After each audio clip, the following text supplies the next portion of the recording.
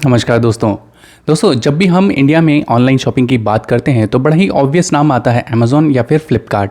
और आए भी क्यों नहीं, ये इंडिया के सबसे बड़े ई कॉमर्स प्लेयर्स हैं और इंडिया में 90% मार्केट कैप्चर कर रखी है। एक को अमेजोन खुद ओन करता है और दूसरे को वॉलमार्ट। मार्केट में वैसे तो बहुत सारे ई कॉमर्स प्लेयर्स हैं जैसे कि टाटा क्लिक, अजियो, मीशो, बट इनका मार्केट शेयर 5% भी नहीं है। बट क्या ये मार्केट शेयर ऐसे ही रहने वाला है? वेल, इंडियन ई कॉमर्स में रिलायंस ने जियो मार्ट के नाम से कदम रख दिया है। जहां एक तरफ अमेजोन और फ्लिपकार्ट है जो अपने कंपटीशन को काफी इजीली खत्म कर देते हैं, वहीं दूसरी तरफ रिलायंस जो पूरे मार्केट को डिसरप्ट करने की पावर रखती है और इसने पास्ट में किया भी है। 2016 में जियो ने अपना ब्रांड स्टैब्लिश किया और बहुत जल्दी वो मोबाइल कम्युनिकेशंस में मार्केट लीडर बन गया। मोबाइल कम्युनिकेशन में कंपटीशन इतना कट थ्रोट होने के बावजूद वो बहुत जल्द प्रॉफिट में आ गया। जियो ब्रांड से रिलायंस को सिर्फ मोबाइल नेटवर्क में ही नहीं बल्कि उसको आईटी सेक्टर में, एंटरटेनमेंट इंडस्ट्री में, इनफैक्ट मोबाइल डिवाइसेस में भी उसको अच्छी सक्सेस मिली। और रिलायंस ने ये सब देखते हुए जियो मार्ट के नाम से अपना ई कॉमर्स प्लेटफॉर्म 2020 में लॉन्च कर दिया। और सिर्फ लॉन्च ही नहीं, काफी एग्रेसिव बिजनेस प्लान्स के साथ लॉन्च किया। और मे बी पॉसिबल वो इंडिया की पहली ऐसी कंपनी बने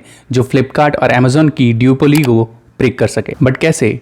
इंडियन सेलर्स को इससे क्या फायदा होने वाला है, चलिए इसको डिटेल में समझते हैं। मेरा नाम है कुमार गौरव और आप देख रहे हैं tech with KGS. Let's start this video.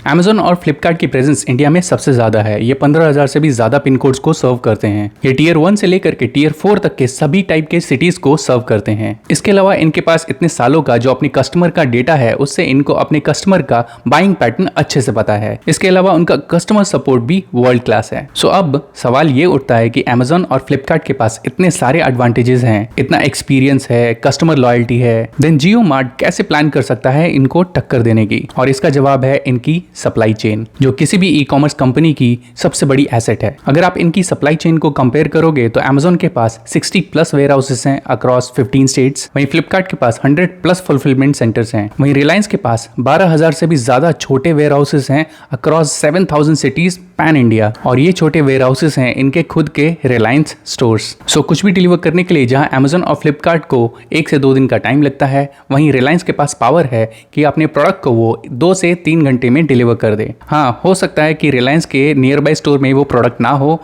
तो वो शायद नेक्स्ट डे उसको डिलीवर कर दे, जो कि बिल्कुल अमेजोन प्राइम की तरह ही है। Just a quick info, Amazon ने लास्ट ईयर 4,748 करोड़ का लॉस बुक किया है। फ्लिपकार्ट ने 2,448 करोड़ का लॉस बुक किया है, वहीं रिलायंस ने 2,259 करोड़ का प्रॉफिट बुक किया है। इसके अलावा अमेजोन और फ्लिपकार्ट का सबसे बड़ा डिसएडवांटेज है उसके कस्टमर रिटर्न्स। कस्टमर रिटर्न्स जो कि सबसे बड़ा रीजन है अमेजोन और फ्लिपकार्ट के लॉसेस का, ये रिलायंस के लिए इतना बड़ा रीजन नहीं होगा। अब आप सोच रहे होंगे ऐसा क्यों? वेल, इसके लिए सबसे पहले हम रिटर्न का कॉन्सेप्ट समझ लेते हैं। तो जब भी एक कस्टमर अपना रिटर्न प्लेस करता है तो सबसे पहले डिलीवरी बॉय उसे पिकअप करता है, उसको नियर बाय हब में डिलीवर करता है। वहां पर ये सारी चीजें पैक होती हैं और पैक होने के बाद ये अपने बैक टू वेयर हाउस जाती हैं या फिर उसके बाद सेलर्स के पास जाती हैं। और वो प्रोडक्ट या तो इन्वेंट्री में पड़ा रहता है या फिर उसको डिस्ट्रॉय कर दिया जाता है। इट मींस यहाँ पर ट्रांसपोर्टेशन, पैकेजिंग, मैन पावर सब कुछ वेस्ट होता है, और वो भी दोनों साइड से, जब ऑर्डर हो रहा है और उसके बाद जब रिटर्न हो रहा है। But in case of Reliance,